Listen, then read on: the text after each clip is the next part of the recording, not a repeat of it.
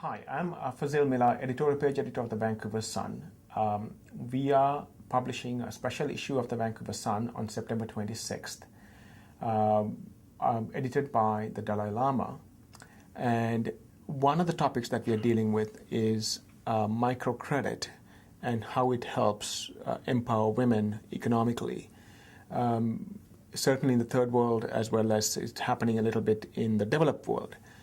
Daphne Bramham, who has looked at the issue for the paper for this Saturday, what did you find? Well, what's interesting is that the Dalai Lama, one of the panels that he's having is on the empowerment of women. And obviously one of the things that's key to the empowerment of women is that they have to be financially secure. And one of the things that they found in the third world is that creating financial security for women and for their children really depends on getting really very small amounts of money, sometimes $20, sometimes $50. Right. And the same sort of problems exist for women even in the developed world. And one I would assume that given the credit crunch that now, this is even more crucial, that women are having an even harder time getting Right. access to credit.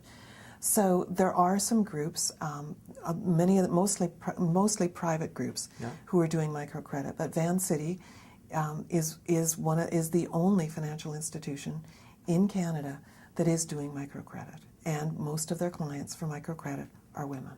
Are women. Are they, so what sort of successes, what are the lessons they have learned in doing this here? And who are these women who are taking these loans, and what amounts are they taking? Are they being successful in terms of repayment rate? Like in the developing world, it seems like the repayment rate is pretty good, and it is actually helping women. What's been the experience of Van City here in British Columbia? Well, Van City's program is a very small one. It's been going for quite a while. They did take it over from a private foundation, and the amounts of money they give, again, are quite small. The repayment rate, and what they found in the third world is that people repay because they belong to a community. Right. So there's peer pressure. There's peer pressure, and there's a sense of shame in that you can't repay it. And the other thing that they found in the third world is that in these small communities, if a woman has a problem, if her child gets sick, if she gets sick, if she can't make the repayment, this circle of friends will help her. Right. But of course, in a place like Vancouver, we don't have that sense of community. We're in urban areas. So what Van City has had to do is create these circles of friends. Interesting. And so they create a circle of friends, and those women, mostly women, get together, and they come up with their business plans, and they talk about them, and then they support each other through those.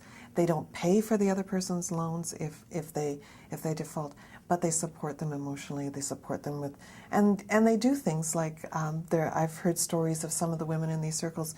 One woman wasn't well, and another woman babysat her child so that she could look after her business. Right. So what it does is create this community, and the success rate has been amazing. I mean, it's higher than it is for other loans. I'm sure the repayment rate is better than some of the big, considering the last year, the number of defaults which we've had amongst big players, as it were. Which is not to say it's perfect. They've had their problems, because one of the things that's different in Canada too is that poverty is different in Canada. Right. In a place like India, for example, poverty is endemic. It doesn't mean that you have any sort of problems. There are just a lot of poor people. In Canada, a lot of poor people are women who are escaping from abusive relationships. Right. Some of them will have had drug and alcohol addiction problems. So it's a much different story for Right. why we have poverty and what the women are dealing with. So one of the things too that Van City says is very important is what they call credit repair, which is something you don't have in the third world either. A lot of these women have run up huge bills. Some of them have had to declare bankruptcy. Some of them have huge debts. So before they can even qualify for this program, they have to get themselves stable. They have to have a savings. They have to have a savings account. They have to have some savings. They have to prove that they understand that they have to repay. And again, the other issue in Canada kind of building those credit scores. Absolutely. And the other thing that's different here is that so many of the people in our country who are poor are immigrants. Right. And they don't understand how the system works. Some of the first loans that Van City gave. So there's an educational component.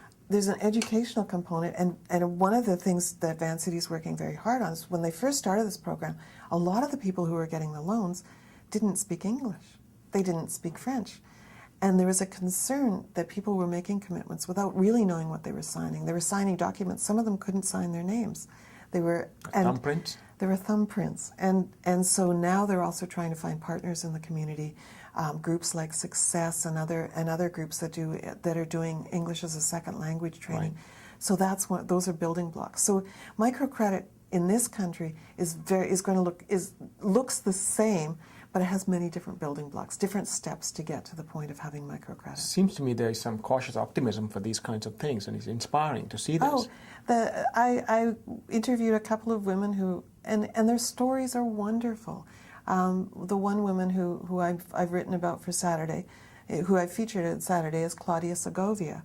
And she was an immigrant from Mexico. She has a son. She has 2 children, but her son has apraxia, which means that he wasn't able to access language. He couldn't speak. She had to get special training for him, special therapy for him. This is why she needed the money. And what she did is she makes these lovely stuffed animals called Figos, and she sells those. And she got a loan. She first started making it out of scraps that she had, and then the loan that she got was to buy more supplies. And the Figo sales are going very well. That's great. And better than that, her son has, because of the Figo sales, because of the help she's had, her son now can speak. He's now going to school, but he now is in a special school because he can speak but he can't read. So he's now in a special class, and with this microloan she can help to keep him in the class. She still needs money. It's still a struggle for a single mom with 2 kids, but she's much better off with microcredit than she would have been without it. And so is he. Thank you. For these inspiring stories like this and others, do pick up a copy of the Vancouver Sun on Saturday, September 26th at the newsstand, and I'm sure you'll be inspired by reading them.